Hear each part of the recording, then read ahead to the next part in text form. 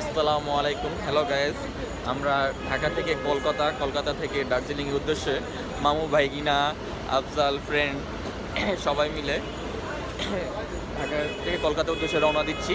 সবাই আমাদের জার্নির জন্য দোয়া করবেন। আর আমার এই শর্ট ব্লগে আমরা আপনাদের খুঁটিনাটি যত তথ্য আছে সবগুলো শেয়ার করার চেষ্টা করব। আমাদের বাস ইতিমধ্যে চলে আসছে। আমরা যাচ্ছি সৌদি আরবে করে। আমার মামা যে আমরা বাসে উঠবো একটু পর। মামা একটু ধূমপান করে, ধূমপান স্বাস্থ্যের জন্য ক্ষতিকর, যেটা আমি করি না। This is Saudi Silky Bus.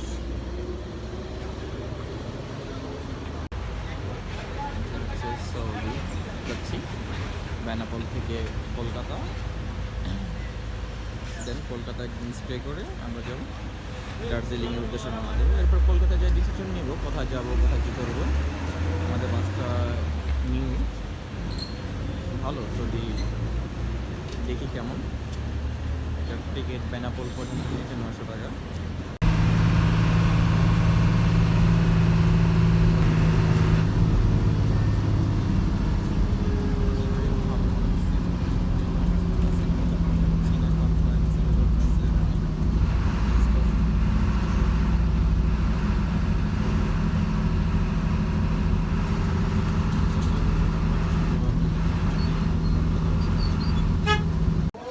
আমরা এখন আছি ইন্ডিয়ান ইমিগ্রেশনে, যে আমাদের একটা ফর্ম দিল,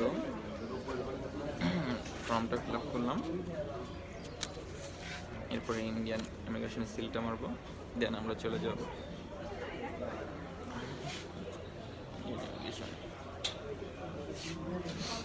at last. Indian immigration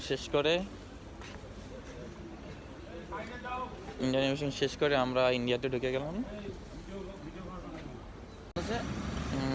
at last আমরা ইন্ডিয়ান ইমিগ্রেশন কমপ্লিট করে বের হলাম।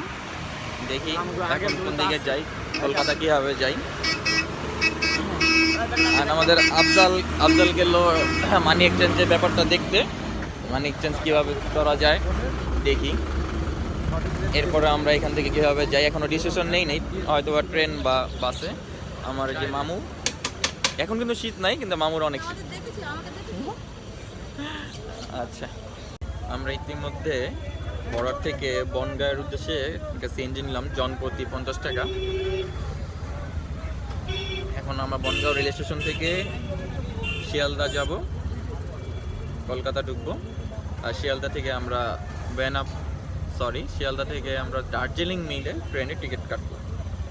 আপনাদেরকে আমরা আপডেট জানাবো, খুঁটিনাটি সব তথ্য দিয়ে। আমরা এখন বনগাঁও রেল স্টেশনের চা খাবো। দিদি চাটা দেখি কেমন লাগে, 5 টাকা করে কাপ। আস্তে দিদি, আস্তে আস্তে আস্তে আস্তে আস্তে আস্তে 5 টাকা কাপ চা। না, ভয় লাগতেছে যদি পড়ে যায়।